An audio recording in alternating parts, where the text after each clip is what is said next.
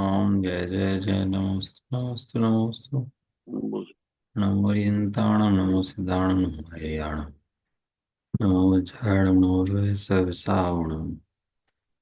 मंगलम भगवान वीरो मंगलम गौतमोगणी मंगलम कुंद कुंदादि जय धर्मोस्तु मंगलम सर्वमंगलवान्य सकलकल्याणकारकं प्रदानं सर्वधर्माणां जयनं जयतु शासनम्।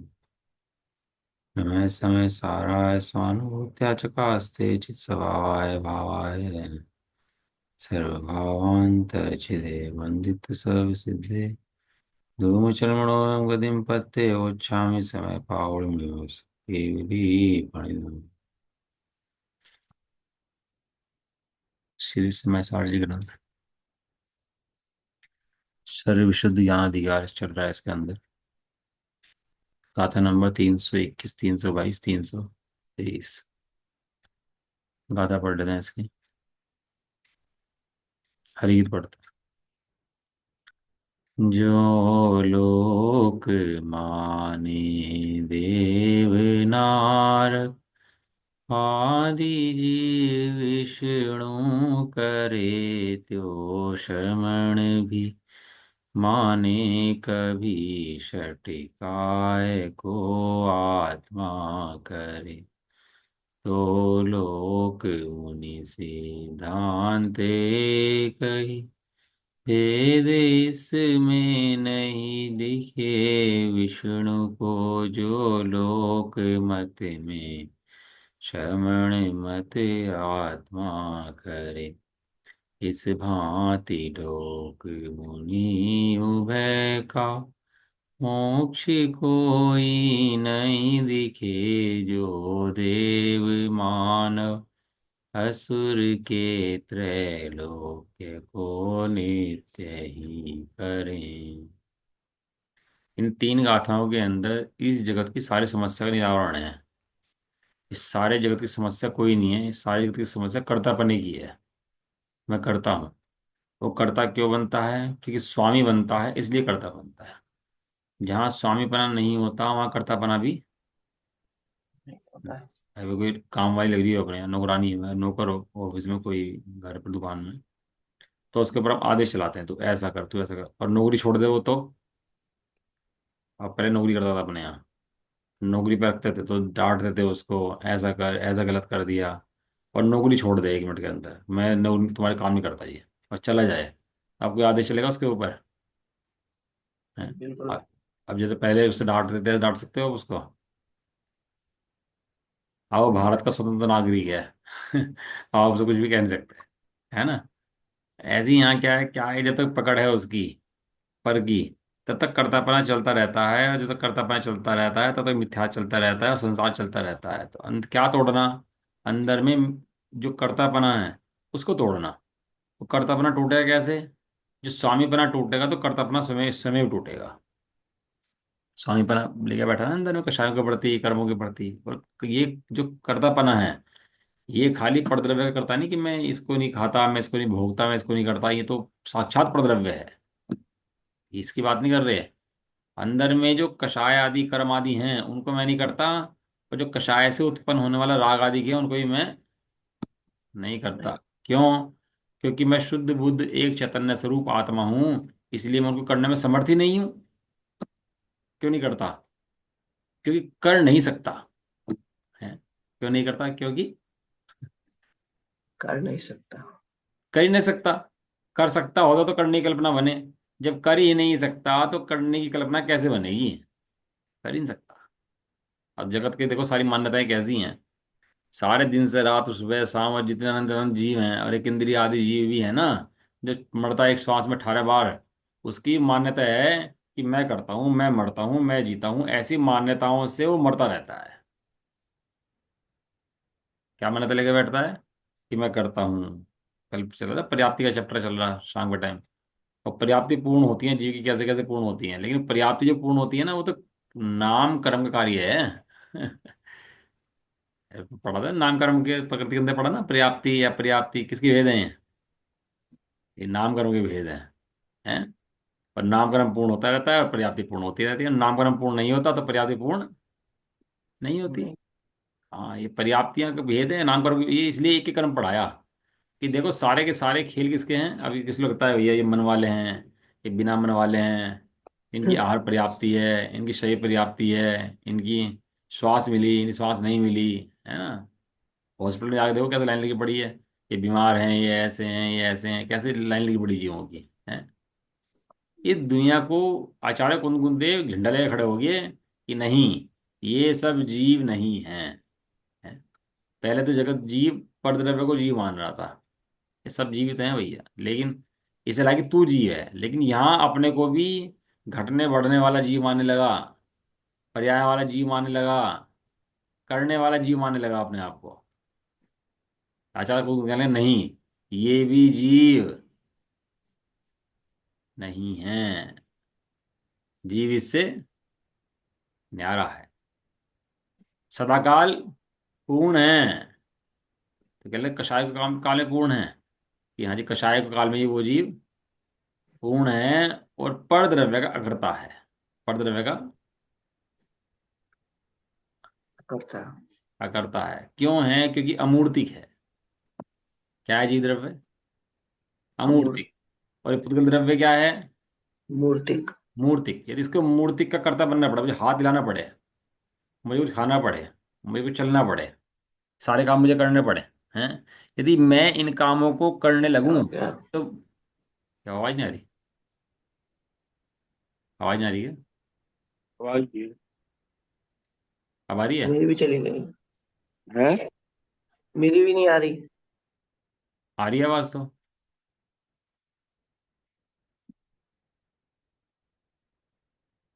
नहीं आ रही आवाज?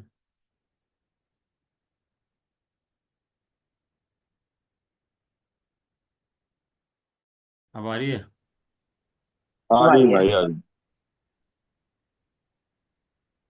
कनेक्टिविटी टूट गई थी बीच में। वो भी स्वतंत्र है, कौन करे और कौन लाए उसको। सही बात है। सर ये तो गजब का सिद्धांत समझाया आचार्य गुरु ने।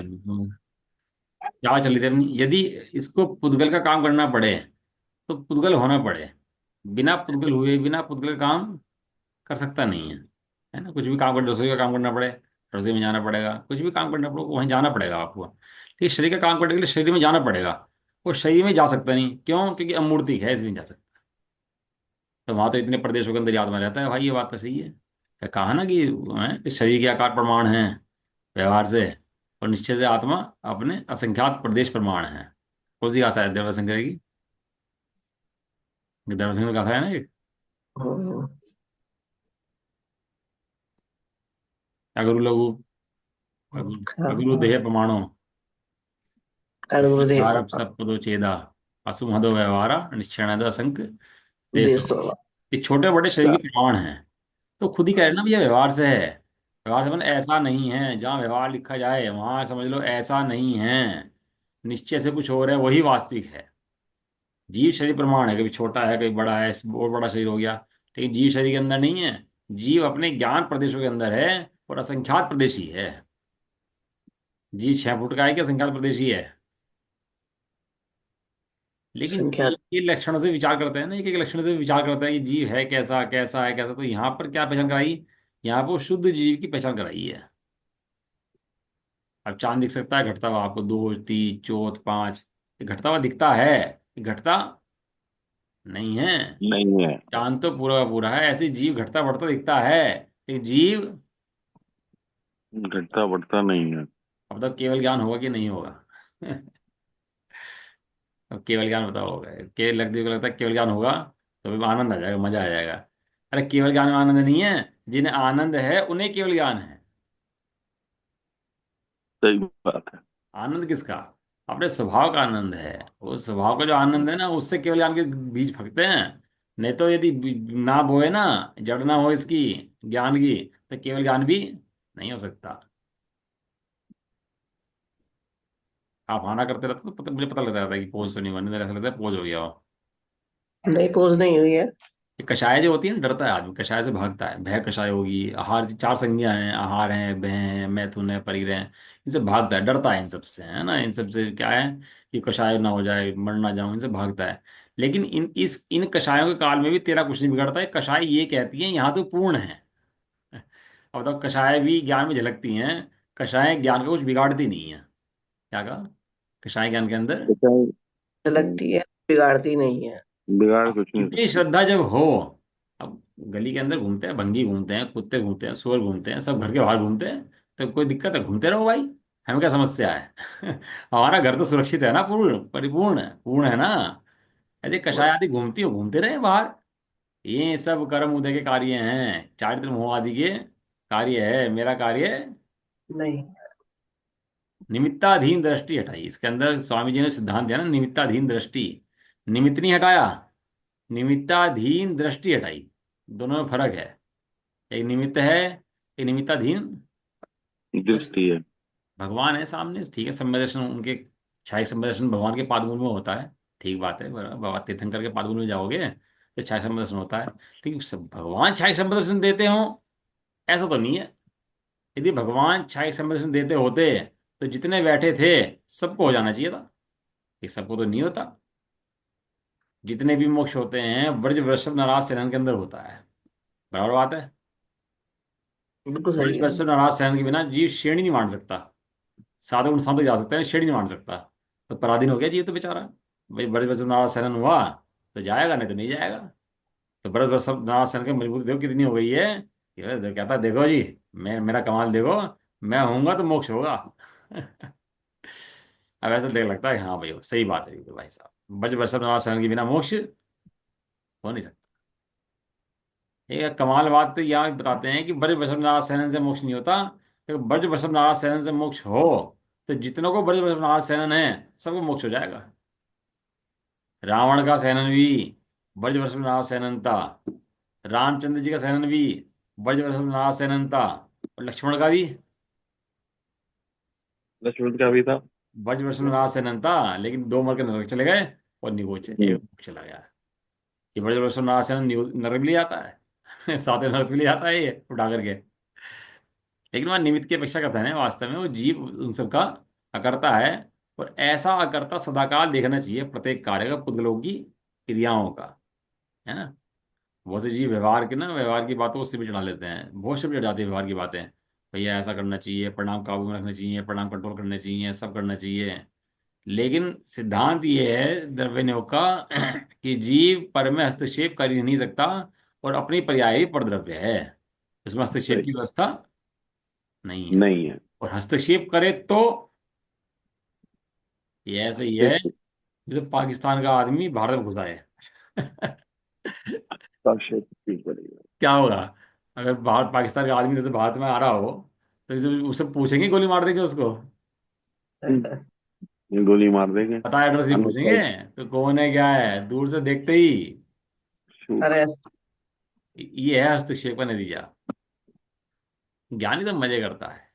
दो ही तो मजे में, एक तो पूरा ज्ञानी हो या पूरा ज्ञानी हो। अब बीच के जो जहर झूलते रहते हैं बेचारे कि यार कंट्रोल करूंगा परिणामों को, ऐसा करूंगा, दुखी बने रहते हैं। अज्ञानी तो निगोद खोलेगा, लेकिन ज्ञानी बड़ी मस्ती करता है इस चीज के अंदर। युद्ध छिड़ जाए तो ज्यादा आकुलता नहीं होती। देखो, रामचंद्र जी को राज्याभिषेक हो रहा था, ठीक है ना? और राज्याभिषेक होते होते कहा कि भैया तुम्हारा राज्याभिषेक नहीं है, तुम्हें तो वन में जाना है। तो रामचंद्र जी ने बिल्कुल कुछ नहीं कहा, और बड़े प्रसन्न मन से भरत को राज्य दे करके और कहाँ चले गए? वे वन में। चले चले गए। गए। और केकई ने वर मांग लिया। केकई समदृष्टि जीव थी, पता है आपको? केकई कोई ऐसी नहीं मिथष्टि जीव थी, वो समदृष्टि जीव थी। और जिस समय दशरथ उसको वरने के लिए गए थे स्वयंवर में, तो उसने दशरथ को वर्ण लिया। तो वहां पर युद्ध छिड़ गया था दशरथ के साथ सब राजाओं का। तो वो लोग कहने लगे नहीं हम ले आएंगे, हम ले जाएंगे। तो जब दशरथ से युद्ध छिड़ा तो दशरथ की जो सारथी थी वो सारथी की गई थी। और सारथी के बल पर ही उन्होंने युद्ध जीता था, वो पूरा का पूरा। जो युद्ध छिड़ा था ना उसका दशरथ का वहां पर, तो वो दशरथ ने के कई सारथी थी इसलिए जीत पाए थे, अकेले ही थे। वो सारथी अकेले। थी और वे लड़ रहे थे, युद्ध लड़ रहे थे दशरथ। जब भी तो वरदान मांग कर लिया था हाँ, जब ही वो वर दिया था कि तू मांग, तो कहने मांगने लेकिन वो, अब उसे समय कर्म पे। करने का परिणाम उसके ऐसा था कि समय दृष्टि, लेकिन पुत्र में मोह था। अब पुत्र के मोह के वश उसने वर मांग लिया। पश्चाताप बहुत हुआ उसको। ऐसे नहीं पश्चाताप नहीं हुआ, पश्चाताप तो बहुत हुआ उसको। मांगने के बाद हुआ पछतावा। हाँ, मांगने का पश्चाताप उसको बहुत हुआ, लेकिन उसने जो कर्म का होता था वो पलट नहीं सकती, ये वो जानती थी। तो रामचंद्र जी तो चले गए वन को, उधर भरत बाहुबली। रामचंद्र जी 46 में दृष्टि, भरत भी 46 में दृष्टि, और बाहुबली भी 46 में टैक्स दृष्टि। अब भरत चक्रवर्ती जीत के आ रहे पूरा 6 खंड, और जितने राजा थे सब नमस्कार कर रहे थे ना, उनके जो हम्म। बाकी भाई थे, बाकी जितने भाई थे, 100 पुत्र थे, 100 भाई थे, 99 सबने नमस्कार किया ना उनको। हाँ, सौ पुत्र थे। बाहुबली अड़ गए, कहना मैं नहीं करता जी, अच्छा एक समय दृष्टि। ये कर्म को उदय की दशा जब तक नहीं विचार करेंगे ना कि कर्म को उदय कहाँ तक जाता है, कैसे खेल खिलाता है। एक बनारस जाति का शब्द अच्छा है, तमाशगीर है ना, तिनका ना करता, तिनको तमाशगीर है। तमाशगीर है। तो ये तो राजाओं की बात है, ये राजा करते होंगे ऐसे ऐसे सब, अपन कर सकते नहीं कर सकते। कि जो अकर्ता है कहीं भी अकर्ता रह सकता है, गरीब हो अमीर हो, घर में हो बाहर हो, तिर्यंच हो देव हो नारकी हो, जहां अकर्ता बनेगा वहां सम्य दृष्टि, और जहां कर्ता बनेगा वहां, मिथ्या दृष्टि। चाहे नरक में हो, तिरंच में हो, देव में हो, कहीं भी हो, जो कर्ता बना, राजा हो भिखारी हो गरीब हो महल हो नौकर हो चाकर हो कोई भी हो, जो कर्ता देखेगा तो मिथ्या दृष्टि। मिथ्या दृष्टि, संसारी नग निगोद के दुख पाने वाला, चार गति में घूमने वाला, महापापी महा मिथ्या दृष्टि जी है वो। और जो अकर्ता देखेगा, किसका कर्ता देखेगा? यदि अपने को एवर्त के परिणाम हो रहे हो ना, एवर्त के परिणाम हो रहे हो, एवर्त माने वर्तना लेने के परिणाम हो रहे हैं और वो विपरीत परिणाम हो रहे हो, तो उनका भी है कर्ता। लोगों के दिल पे सांप उड़ जाता है इतनी बात सुन करके, क्या जी ऐसे कैसे, फिर तो सुचंदी हो जाएगा, सुचंदी हो जाएगा। फिर तो सुचंदी में क्या फर्क रहा, ये सुचंदी कहता है मैं आत्मा हूँ, ऐसे ये कहता है। तो बताओ सुचंदी के अंदर और ज्ञानी जीव जो परिणामों का कर्ता मानता है उसके अंदर क्या डिफरेंस होता है दोनों के अंदर? वो सुचंदी भी कहता है मैं तो करता हूँ, ये परिणामों का अंतर का, मैंने करता नहीं होता। वो भी कहता है नहीं कहता कि मैं तो परिणामों का अकर्ता हूँ, न ये करता परिणाम मेरे हूँ। नहीं है, और ज्ञानी भी कहता है मैं परिणामों को करता नहीं हूँ। तो दोनों में फर्क क्या होता है? हम्म, फर्क ये है कि ज्ञानी के अंतःकरण में ये स्थापित है। दोनों के अंदर ये फर्क है, हम्म। एक आत्मा का अनुभव करके कहता है मैं करता हूँ, हम्म। आत्मा को देखता हुआ कहता है मैं अकर्ता है। और एक आत्मा को न देखता हुआ कर्मों के उदय में बैठा हुआ ही कहता है मैं कर्मों का करता हूँ। दोनों पर नजर आया?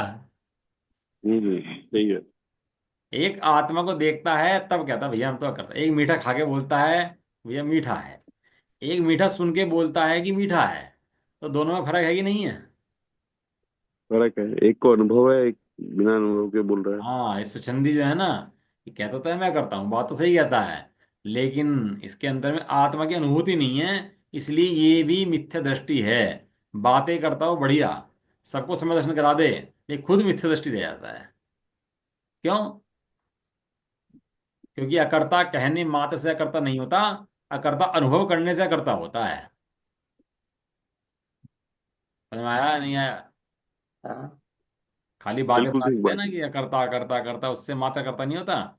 अकर्ता स्वभाव जो वास्तव में अमूर्तिक आत्मा है, जो ज्ञान स्वरूप आत्मा भी हाल विराजमान है, तीन लोक का नाथ चैतन्य पुंज है, उस आत्मा के विचारनी चिंतननी, उस आत्मा का निर्णय अनुभूति से मोक्ष का मार्ग खुलता है। फिर बोलते हैं अब यह करता है।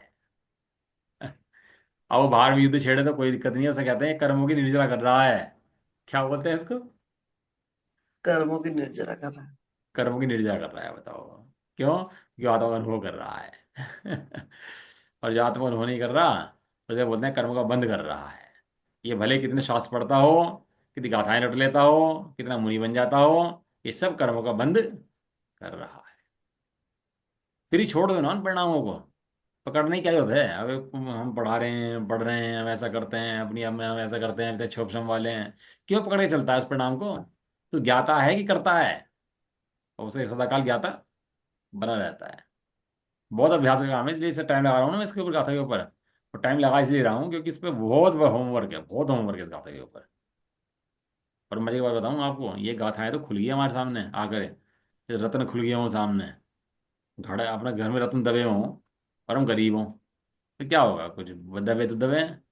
लेकिन कोई बताए, रत्न निकाल लें, तो रत्नों को देख के कितना मजा आता है। हमारे घर के नीचे रत्न छुपे थे हैं, एकदम देखते ही आनंद आ जाता है। ऐसे समय सारजी आदि गाथाएं तो हैं, और पता नहीं थी, तो चल रहा था ऐसे ही। लेकिन ये गाथाएं प्राप्त पता चली तो ये मोक्ष मार्ग खुल गया वास्तव में सीधा। क्या खुल गया सीधा? मोक्ष मार्ग। ये सीधे मोक्ष मार्ग हैं, ये आनंददायी गाथाएं हैं, ये आनंद प्रदान नहीं है। जब डंडा लेते थे ना मास्टर जी स्कूल के अंदर, तो बोलते हैं ज्ञान प्रदायी, वो बहुत प्रदायी नहीं। छड़ी बोलते थे ना उसको, बहुत प्रदायी नहीं छड़ी। हम्म, मास्टर डंडा लेते थे ना ज्ञान छड़ी। प्रदायी बोलते थे ना उसको, याद है नहीं? ज्ञान प्रदाय छड़ी। ज्ञान प्रदाय छड़ी, ज्ञान प्रदाय नहीं है ये छड़ी क्यों? इसके डर से बच्चे पढ़ना छोड़ देते हैं ऐसे ही ये नहीं, इस शास्त्र है गाथा ना। की ना, इस गाथा की फोटो का फोटो भेज देना एक बार। हाँ, इस गाथा ज्ञान की ना, प्रदायी गाथा है, क्या कह रहे हैं? इस गाथा की मतलब फोटो खींच के भेज देना। ज्ञान प्रदायी है, लोक में विष्णु करता है ऐसा मानते हैं, और तू अपने को आत्मा को इन परिणामों का, अपने आत्मा को किसी और करता नहीं, अपने परिणामों का कर्ता भी आत्मा को मानता है। तो तू मिथ्या हम्म। दृष्टि है। परिणामों का कर्ता बनने के लिए आत्मा को परिणाम में जाना पड़ेगा। क्या कहा? आत्मा को कर्ता बनने के लिए परिणाम में, जाना। जाना पड़ेगा। और परिणाम एक समय का है। तो जब एक समय के बाद हम्म, परिणाम नष्ट होगा, तो क्या होगा? आत्मा भी, आत्मा आत्मा नष्ट भी होगी। आत्मा को भी नष्ट हो नष्ट होना जाएगी। पड़ेगा। जैसे परिणाम, ये आत्मा परिणाम में गया, तो परिणाम नष्ट हुआ, तो आत्मा भी क्या हो जाएगा? आत्मा भी नष्ट नष्ट हो हो जाएगा। जाएगा। आत्मा आत्मा नष्ट हो जाएगी, नहीं हो जाएगा? बिल्कुल नष्ट हो जाएगी आत्मा की। अब और आत्मा नष्ट होती नहीं। कषाय के परिणाम को आत्मा कैसे भगाए, और सम्यक दर्शन के परिणाम को आत्मा कैसे लाए? कषाय के परिणामों को भगाने के लिए वो परिणाम में जाना पड़ेगा, और सम्यक दर्शन के परिणाम को लाने के लिए परिणाम में जाना पड़ेगा। केवल ज्ञान लाने के लिए परिणाम में जाना पड़ेगा। जब यहां तक का भेद ज्ञान जाता है कि ये परिणाम अलग चल रहे हैं और मैं अलग चल अलग रहा हूं। अलग। जैसे पर्दे के ऊपर फिल्म चलती है, फिल्म अलग चल रही है और पर्दा अलग है, ऐसे ही यहाँ आत्मा परिपूर्ण अलग है, और ये घटते बढ़ते परिणाम जो हैं अलग। ये अलग। अलग हैं। पर्यायहीनता से मुझ में कमी ना आई, प्रत्यक्ष देख मूर्ति शांति हृदय में छाई। पर्यायहीन हुई, पर्याय को केवल ज्ञान हुआ, पर्याय को समय दर्शन हुआ, पर्याय को कषाय हुई, लेकिन मैं सदाकाल कैसा रहा? मैं सदाकाल अछूता रहा। मैं सदा पूर्ण हूँ, सुख का ज्ञायक अहो।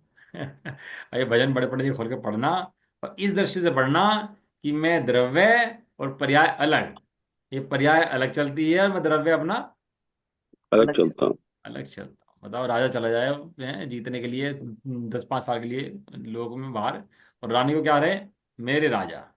भले ही राजा सामने नहीं है अभी, तो क्या कहती है? मेरा राजा। यहाँ तो राजा पर्याय के सामने सदाकाल विद्यमान है, न राजा कहीं जाता ना पर्याय कहीं जाती, सदाकाल जब देखो तब। इसलिए अकर्ता कहना, कि लोग कहना शुरू करते हैं हम करता नहीं है, करता नहीं है, करता नहीं है, लेकिन अकर्ता मानना अपना, है ना? तो लोग हमेशा कर्म करने वाले, लौकिक जन श्रवण के कहाँ मोक्ष दिखाई नहीं देता, ये सब हो गया था कल ना। श्रवण को मोक्ष दिखाई नहीं देता। इसी तरह उन जो आत्मा मानते हैं लेकिन आत्मा को कर्ता मानते हैं, उनके मोक्ष नहीं होता। आत्मा को तो मानते हैं, लेकिन आत्मा को क्या मानते हैं? कर्ता मानते हैं, अकर्ता नहीं मानते, उनके मोक्ष नहीं होता। नहीं होता। हम्म। कुछ और स्पष्टीकरण, राग द्वेष मोह रूप से परिणमन ही कहा जाता है। वहां राग द्वेष मोह रूप परिणमन होने पर, राग द्वेष मोह कब उपजते हैं? जब जीव अपने को कर्ता देखता है, तो राग द्वेष मोह की उत्पत्ति होती है। होती है। हम्म। और यदि ज्ञानी के राग द्वेष मोह अगर होते हैं, तो उनकी स्थिति टिकती नहीं है ज्यादा लंबे समय तक, वे नष्ट होने वाले होते हैं, क्योंकि ज्ञान का अपने को अनुभव करता है। होने पर शुद्ध स्वभावी आत्म तत्व के सम्यक श्रद्धान ज्ञान और अनुचरण रूप निश्चय रत्नत्रयात्मक मोक्ष मार्ग से च्युत होता है, इसलिए मोक्ष नहीं होता है, ऐसा भावार्थ है। इस प्रकार पूर्व पक्ष रूप से 3 गाथाएं वो हुई। मैं एक बोला साधु से अपने, कि अब क्या लगता है आपको, जैसे अपन लोग सास पढ़ रहे हैं, समय सारी पढ़ रहे हैं, ये लगता है कि हम दो तीन चार भावों में मोह जाने वाले हैं? कह रहा कि यार मुझे तो महसूस नहीं होता, ऐसा लगता कि मैं मोह हो जाने वाले हैं। तो गाथाएं पढ़ के नहीं लगता कि अब मेरा संसार निकट आ गया, संसार का भाव होने वाला है, क्योंकि अब मेरे पास तो मूल मंत्र हाथ में आ गया। जैसे किसी धनवान को धन मिल जाए, किसी गरीब को धन मिल जाए, तो लगता है मेरी गरीबी के दिन अब दूर होने वाले हैं। उसको ये लगता है ना, भाई हम गरीब थे, लॉटरी का टिकट निकल गया, 1 करोड़ 10 करोड़ रुपए का, अब गरीबी दूर हो जाएगी। दूर गई, अब गरीबी गई भाई, अब जा। ऐसा लगता है कि हम मुँह जाने वाले हैं। बिल्कुल लगता है। ऐसा बिल्कुल है, लगता है। ऐसा है कि अभी अभी सब संसार का भाव हो जाएगा, मेरे चार गति के भ्रमण का सब भाव हो जाएगा, और मैं एक शुद्ध आत्मा अब भगवान के निकट जाकर मोक्ष में बैठने वाला हूँ जाकर के सिद्धों के बीच में बिल्कुल वास करेंगे ऐसा ही होगा। हाँ, ये गाथाएं खुली निकट में, अति निकट, ऐसा बिल्कुल लगना चाहिए अति निकट में ऐसा होने वाला है कि मैं सिद्ध बनने वाला हूँ। देखो क्या कह रहे हैं, कलश है, बहुत अच्छा कलश है, दो कलश नंबर 200। नास्ति सर्वोपि संबंध परद्रव्यात्म तत्वयो कर्त कर्मत्व संबधा भावे तत्कर्तता कुतः। क्या गजब, अब आगे के श्लोक में कहते हैं, अब आगे के श्लोक में ये कहते हैं कि परद्रव्य और आत्मा का कोई भी आवाज संबंध, कट रही है। कोई भी संबंध नहीं है। नहीं है। ये परमागम है, सत्य बात, एकदम सत्यार्थ। इनसे तेरा कोई भी संबंध, पर नशेड़ी, नहीं है। नशेड़ी की संगति में पड़ जाए और नशा करना शुरू कर दें, तो तेरा क्या लगता है वो बार बार जाता है उसके पास भाग भाग करके, तेरा लगता क्या है वो? यहाँ तो आत्म प्रदर्शन में जाता है, पुद्गल में जाता है, तो तेरा लगता क्या है वो? ये तेरा कुछ भी नहीं लगता।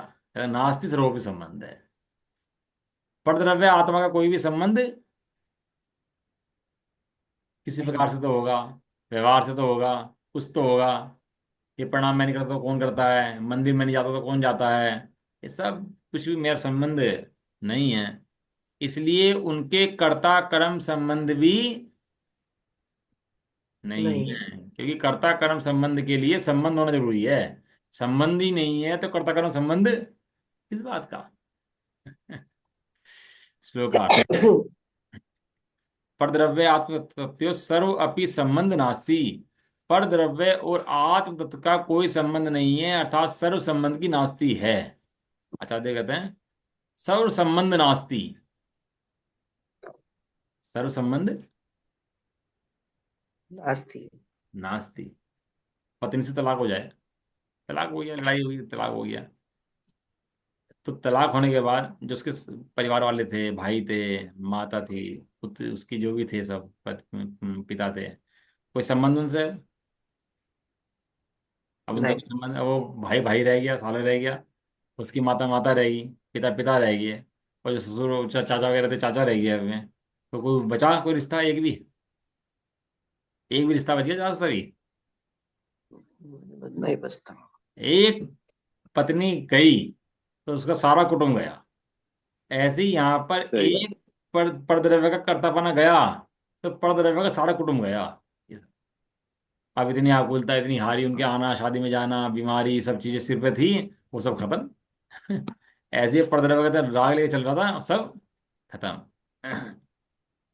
परद्रव्य आत्मद्रव्य का कोई भी संबंध नहीं है। इस प्रकार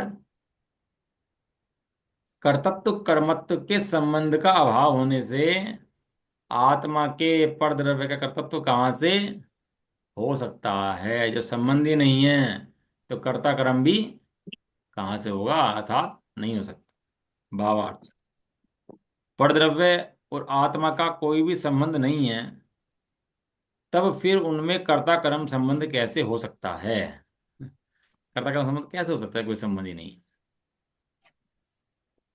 इस प्रकार जहाँ कर्ता कर्म संबंध नहीं है, वह आत्मा के परद्रव्य का कर्तत्व कैसे हो सकता है? आचार्य देव क्वेश्चन पूछते हैं तेरे से ही, खुद क्वेश्चन पूछते हैं, बता। जब पुद्गल में जीव जाता नहीं है, जीव पुद्गल में आता नहीं है, तो उन दोनों का संबंध किसने ऐसे बना? तू बता। कल बता रहे थे ना, अश्वती। कर्मबद्ध पर्याय के अंदर, कल बारिश हो गई थी बहुत तेज तो बता नहीं पाए। कर्मबद्ध पर्याय के अंदर, कर्मबद्ध पर्याय कर्मबद्ध, लेकिन कर्मबद्ध के अंदर एक पक्ष ज्ञायक का है। जब तक एक पक्ष ज्ञायक का ना हो, तब तक कर्मबद्ध नहीं है, वो मिथ्या समझ रहा है। न्याय पढ़ा है आपको। न्याय के अंदर एक पक्ष आत्मा का है। यह यदि आत्मा। एक पक्ष मेरा नहीं है तो वो सब क्या है? वो सब भी उसका, वो सब ऊपर खाते में चला जाता है। मैंने मालिक को पैसे दिए, 500 रुपये दिए कि पहले 500 रुपये। उसने सोचा बढ़िया लगा, खुश होगा उस हाथ में। और मैंने उससे कहा ये फलाने को दे देना, दूसरे मालिक को। अब वो पकड़ के बैठा 500 रुपये। अब उसे पहले खुशी उड़ दी। अब मैंने कहा उसे दे देना, तो तुरंत ही क्या शुरू हो गया उसको? एकदम से दुख उसको शुरू हो लगा गया। ये मेरा नहीं है। अब मेरे नहीं है, अब उसे तुरंत ही में मेरा नहीं है, ये तो है तो मेरे हाथ में, लेकिन मेरा नहीं है। मेरा नहीं है। अरे ये है सब मेरे हाथ में, ये सब पुलगल आदि हैं, सब चलते हैं कि सोचने से क्रियाएं होती हैं, सब होती हैं, लेकिन सब मेरे नहीं है। ये मन वचन काय की क्रियाएं जो हैं मेरी नहीं है। नहीं, श्रद्धा ज्ञान चारित्र्य मेरे हैं। बराबर है ना? ऐसा चलो, अब इसका तो कलश हो गया पूरा, वही गाथा पूर्ण होगी। अब इसके बाद ये सभी गाथाएं होगी ना इसकी। अब इसके अंदर गाथा नंबर है 324, 325, 326, 327। व्यवहार ने के कथन को ग्रहण करके कहते हैं। क्या कहा? व्यवहार व्यवहार ने नहीं के के करते कथन हैं। को ग्रहण करके यह कहते शहर हैं कैसे पर कहते हैं। द्रव्य मेरा है। और इस प्रकार व्यवहार एक को निश्चय मान करके आत्मा को पर द्रव्य का कर्ता मानते हैं, वे मिथ्या दृष्टि हैं।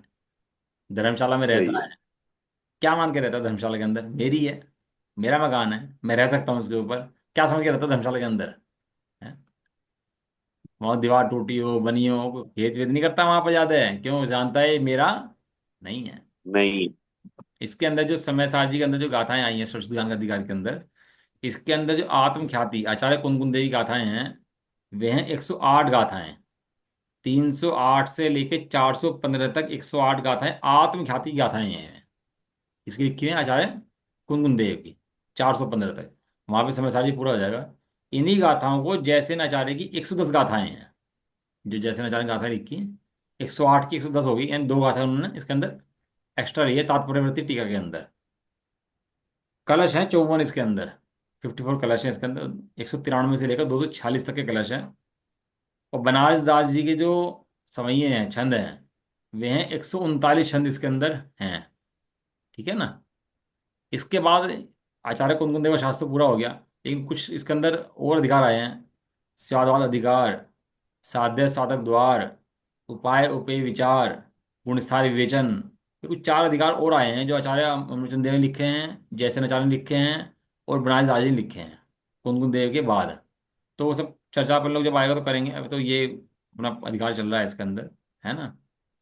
इस समय सारजी के अंदर जो आचार्य अमृत आत्म ख्याति टीका के अंदर हैं, वे 9 अधिकार हैं। और जो जैसे आचार्य के हैं वे 10 अधिकार हैं। समझ में आ रहा है क्या बता रहा हूँ? जो आचार्य अमरचंद देव ने डिवाइडेशन करना है अधिकारों का, गाथाएं तो उतनी ही हैं, उन्होंने हाँ डिवाइडेशन हाँ किया 9 अधिकारों के अंदर। उन्होंने अधिकार करा बराबर। 10 अधिकारों के अंदर। वो ऐसा क्यों करा? क्योंकि उन्होंने जीव अजीव अधिकार एक लिया, और उन्होंने जीव अजीव को 2 गाथाओं में डिवाइड कर दिया। पहले जीव ले लिया और बाद में अजीब। अजीब है। ये थोड़ा अधिकारों के अंदर डिवाइडेशन उन्होंने करा है आगे पीछे अपने हिसाब से, तो उसके लिए आगे पीछे हुआ है। तो इसके अंदर पूर्वंग अधिकार, जीव जीव अधिकार, कर्ता कर्म अधिकार, पुण्य पाप अधिकार, आश्रव, संवर, बंध, मोक्ष, और जो चल रहा है अब सर्व विशुद्ध ज्ञान अधिकार। जो जैसे ने चार ने कर दिया वो पूर्वंग अधिकार, फिर जीव, फिर अगला अजीव, और फिर बाद में ऐसे चलता रहा जैसा कर्म इनका है। उसके अंदर उन्होंने कुछ भी ज्यादा छिड़का नहीं उसके अंदर, नहीं करी। जो 93 गाथाओं 96 गाथाओं की जो डिवाइडेशन का है, इन्होंने सर्व विशुद्ध ज्ञान अधिकार के अंदर जैसे न चाहे 2 पार्ट कर दिए। पहला पार्ट करा मोक्ष अधिकार की चूली का, और फिर दूसरा पार्ट करा समय सार की चूली का। 2 पार्ट कर देते हैं ना। 14 गाथाएं तो लिखी उन्होंने समय सार चूलिका की, जो हम पढ़ चुके पहले। और अब जो गाथाएं चल रही हैं वो समय सार की चूलिका चल रही है। चूलिका माने उपसंहार का हो उसको। चूलिका यानी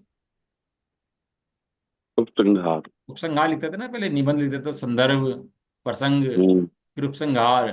तो उपसंहार क्या होता था? लास्ट में उपसंहार माने निचोड़ सारा सबका। हाँ समरी उसकी। तो ऐसी निष्कर्ष। हाँ जितने हमने अधिकार पढ़े उसके निष्कर्ष रूप में ही गाथाएं हैं। वे कहते हैं भैया अब भी तू कर्ता बन रहा है, तो ये तो अच्छी बात नहीं है। पूरा समय सार जी पढ़ लिया, अब भी तू कर्ता बनता है तो निष्कर्ष रूप में देता है कि यदि अब कर्ता बनेगा तो महामिथ्या दृष्टि संसारी हो जाएगा भैया। अब इसके अलावा कोई उपाय तेरा है नहीं। है नहीं। उसकी 96 गाथाएं हैं और 13 अधिकार हैं इसके, मैंने कल भेजे ग्रुप पे आपको। तो 13 अधिकारों के अंदर 96 अधिकार के अंदर क्या है वो सब पढ़ लेना। कर्ता भोक्ता जीव है कि नहीं है, कि किस नए से है, कैसे मानना, वो सब बातें वहां से आप लोग समझ लेना। ठीक है ना। वो सारा लिख दिया उसके अंदर कि इसके अंदर क्या वर्गीकरण है, कौन सी गाथा है, कैसा है। वो पूरा चार्ट बना दिया उसका। अब देख लें, ठीक है ना। अब वैसे इतनी क्लास होगी अपनी आज की। तो कल अपन लोग गाथा पढ़ेंगे 324, 25, 26, 27। चलो। निज निधि निज में बताई। बताइए अनंत उपकार है, इसके लिए जिन वाणी माँ को वंदना शत बार है।